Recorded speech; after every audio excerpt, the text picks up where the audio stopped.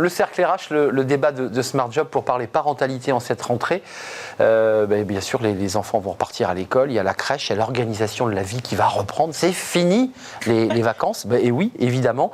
Et c'est un sujet très complexe pour les femmes et les hommes d'ailleurs, sur la manière dont peuvent s'organiser la vie quotidienne entre le travail et la gestion des enfants, parce que ça se passe bien quand on en a un, et puis on va en parler, mais quand on en a 2 et 3, ça se complique évidemment un peu plus. On en parle avec nos experts, ils vont nous éclairer sur ce sujet. Boutena Burkel, merci d'être avec nous. Vous êtes dirigeante de The Helper. Exactement. J'ai bien prononcé ? Très bien, parfait. Merci d'être avec nous. Vous êtes spécialiste des organisations. Exactement. Et votre structure, justement, vient accompagner sur les grands sujets RH et sur ces questions de parentalité. On verra votre étude, il y a encore quand même pas mal de chemin à parcourir. On pense que tout est réglé, loin de là. Avec nous, Sébastien Vernet. Bonjour Sébastien. Bonjour. Ravi de vous retrouver. Vous êtes associé chez SIA Partners. Vous êtes venu régulièrement dans notre émission. C'est un vrai plaisir de vous accueillir pour cette première de rentrée, puisqu'on va vivre évidemment une saison entière ensemble. D'abord, commençons par The Helper et votre étude. Si j'ai bien lu votre étude, elle dit une chose, elle dit il y a beaucoup de dispositifs qui existent, puisque le législatif a beaucoup travaillé sur ce sujet, mais bizarrement, au bout de la moulinette, celui qui devrait l'utiliser ne connaît pas le dispositif, l'utilise pas très bien. Qu'est-ce qui se passe ? La loi existe, mais le salarié dans l'entreprise ne l'utilise pas ? Alors, merci déjà pour cette opportunité. Il se trouve que lors de notre étude réalisée avec The Boson Project et 1, 2, 3 Kids et bien sûr nous-mêmes des Helpers, on a mis en avant qu'il y a une vraie difficulté qu'on n'arrivait même pas à mesurer jusque-là. Et ce qu'on a mis en avant, c'est que autour de 77%, les salariés, les actifs parents de manière générale, pour eux c'est dur. Alors pourquoi ça se passe comme ça ? Premièrement, ils connaissent pas tous les dispositifs. C'est ça. Voilà. Deuxièmement, il y a vraiment un sujet sur le management de proximité. Parce que là, les parents considèrent qu'on ne les soutient pas, on ne connaît pas leur réalité, on ne leur propose pas peut-être des ajustements simples. Et d'ailleurs, il se trouve que 80% des cadres utilisent la flexibilité, donc ils travaillent en dehors des horaires de travail. C'est ce que vous dites dans l'étude. Exactement. C'est-à-dire qu'en fait, le droit à la déconnexion qui vient se heurter à ce sujet n'existe pas. On gère les enfants, puis à 20h, on reprend le boulot. Exactement, même pour les professions intermédiaires. Ce qui est quand même assez... Mais côté SIA, parce que vous observez les tendances, c'est-à-dire que vous apportez une analyse, mais vous observez les tendances. Est-ce que vous êtes d'accord avec mon analyse ? Il existe des dispositifs, la société a beaucoup avancé, en tout cas le législatif, mais dans la réalité des entreprises, ça reste encore compliqué de dire à son manager je dois partir parce que mon enfant vient de vomir à la crèche et je m'en vais. Et on voit dans l'étude que c'est pas si simple à faire. Moi, ce que j'aime beaucoup dans votre étude, et je vous en remercie, c'est qu'on dézoome de la maternité. On a souvent tendance à penser la parentalité à un moment bien précis, qui est le moment où la personne est enceinte, et ensuite on a un bébé en bas âge, et avec toutes les questions de congé parentalité, de retour, etc. Vous avez une lecture sur le temps long, où finalement on regarde les différents âges de l'enfant, et on se rend compte qu'effectivement, la plupart des mesures qui sont utilisées, c'est celles qui sont en lien avec la maternité, et finalement quand on est dans le quotidien du travail, avec les contraintes, les réunions qui se terminent tard, on en reviendra peut-être un petit peu après, les mesures sont très peu connues d'une part et peu utilisées d'autre part. Donc c'est un enjeu très fort, on le voit sur plein d'autres sujets, on le voit sur le RSA qui est insuffisamment sollicité. La mise en visibilité des dispositifs de l'entreprise, ça coûte pas grand-chose et pourtant ça a énormément d'effets. Mais de votre côté, Boutena, il y a aussi la difficulté, j'aimerais qu'on fasse un focus sur ces managers, parce que il y a le trend général, la loi est appliquée pour l'ensemble des salariés, c'est le droit du travail. Puis après, il y a la réalité du terrain. Oui. Et on voit dans les personnes qui sont interrogées dans l'étude qu'elles disent c'est pas toujours facile avec mon manager. Et vous allez même plus loin, vous dites qu'il faut aussi que les managers soient dotés de liberté et d'autonomie dans ses choix. C'est pas simple pour le manager, ça. Exactement. Et d'ailleurs, on voit dans d'autres études, les managers sont stressés, ils sont tendus parce qu'on leur impose des objectifs et pour eux, dans leur on va dire, matrice générale de réflexion. Pour atteindre les objectifs, il faut travailler beaucoup. Sauf que quand on devient parent, on est généralement beaucoup plus expérimenté, on est beaucoup plus rapide à l'exécution. Donc travailler beaucoup, c'est quand même difficile. Surtout qu'on va arriver avec le temps jusqu'à 14 ans, on va avoir les devoirs à faire. Et les managers ont besoin effectivement d'outils, d'autonomie, même d'encouragement, parce qu'eux aussi, ils ont peur, ils ont cette peur-là. Donc arriver à changer la culture vers une performance plutôt durable, quelque chose qui soit plus étalé dans le temps aussi, et plus raisonnable peut-être, parce que le Covid est passé par là. Mais quand même, côté SIA, est-ce qu'il faut inventer aussi des dispositifs très pragmatiques? Parce que la loi, évidemment, permet d'avoir plus de congés de parentalité. Il y a 28 jours, c'était 11 auparavant. C'est la maternité. Mais là, on voit que les enjeux, c'est les enfants de 6-7 ans, c'est l'aide aux devoirs, c'est parfois une aide psychologique. Est-ce que l'entreprise doit aussi aller jusque-là, ou c'est à la collectivité ou à la puissance publique de le gérer? Parce que cette question, elle est posée à l'entreprise. Je pense que c'est clairement à l'entreprise, mais pas forcément au travers de dispositifs. Je pense qu'on est dans un enjeu fortement culturel, et là on touche aux 3 grands mots des entreprises en France, notamment pour les cadres, que sont le présentéisme, la réunionnite et la difficulté de se déconnecter. En fait, c'est ces 3 dimensions-là. Contradictoire avec notre sujet du jour. Qui est en plein dedans, en fait. C'est exactement ça. Quand j'ai moi-même des enfants, quand il faut aller chercher les enfants à 18h30, si on est une réunion de 18h à 19h, c'est pas possible d'y participer. Quand c'est valorisé de finir tard le soir, et on se dit, on en parlait avant l'émission, de travailler beaucoup et de finir tard pour avoir une bonne progression de carrière, par nature, les parents, ils sont obligés de se reconnecter le soir. Et donc, on est encore dans cette connexion. Et là, on touche à quelque chose qui, moi, m'intéresse beaucoup en tant que parent, c'est qu'on a beaucoup d'injonctions pour les parents d'empêcher les enfants d'être trop sur les écrans. Pourtant, nous, en tant qu'adultes, en particulier en tant que cadre, on est vie sur les écrans. Permanent sur les écrans. Et la première chose qu'on fait une fois que les enfants sont couchés, c'est de rallumer le PC ou de regarder le téléphone. Donc on a ces injonctions paradoxales qui sont très dures à gérer. Et donc pour les entreprises, on est sur un sujet qui dépasse, à mon sens, la parentalité, qui est celui de la culture, de l'équilibre vie privée et vie professionnelle, et notamment des sujets du présentéisme, de la réunionnite et de la difficulté à se déconnecter. Boutena, juste les difficultés à concilier emploi-parentalité, ça s'est tiré de votre étude, on va le découvrir. Trouver du temps pour soi, 53%, parce qu'on voit bien que le travail prend du temps. Les enfants, c'est évidemment énergivore, c'est formidable, mais ça prend de l'énergie.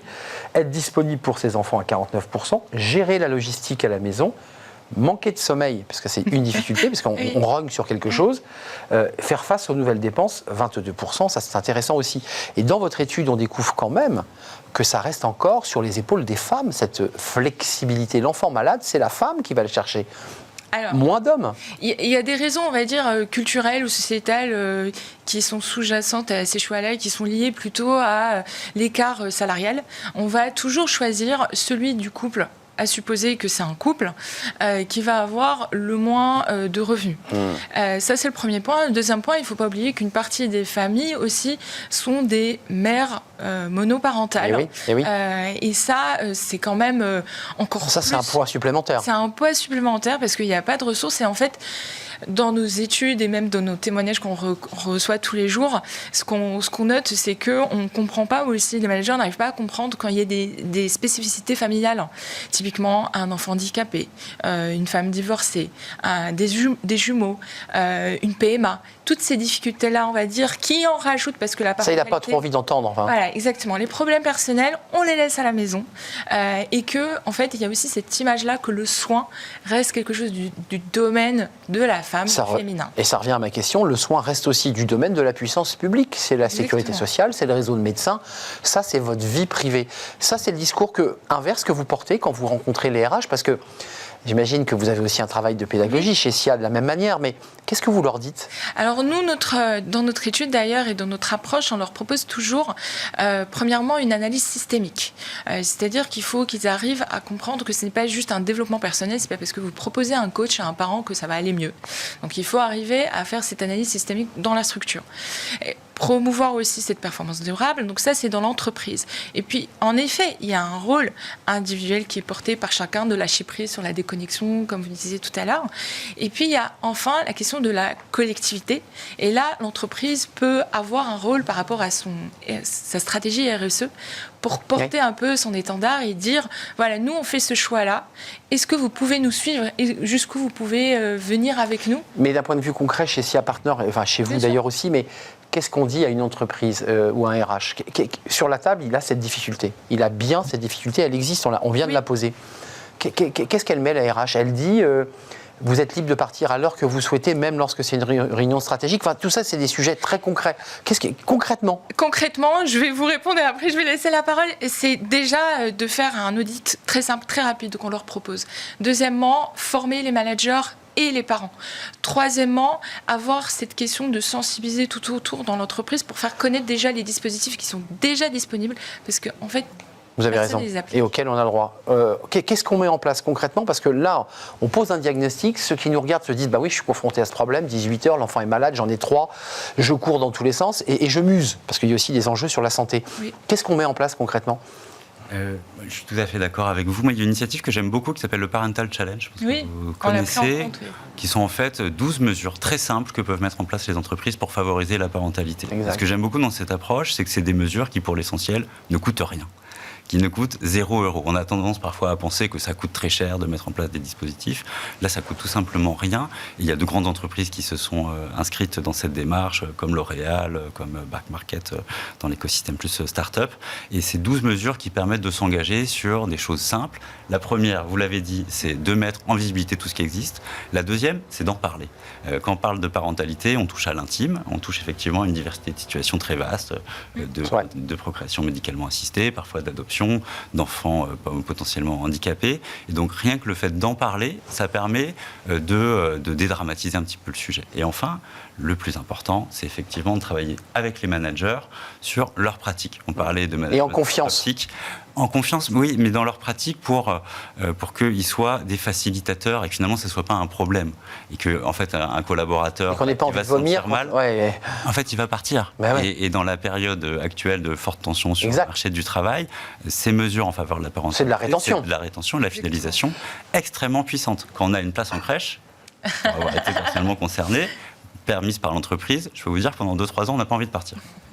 Vous avez raison, c'est un outil aussi de rétention, de dire on vous permettra aussi, il y a même des initiatives qui sont venues sur ce plateau où la crèche est quasiment intégrée à la structure, ce qui fait que la maman peut même, sur sa pause de déjeuner, ou le papa, parce que le papa aussi est dedans, d'aller voir son enfant, d'avoir un échange.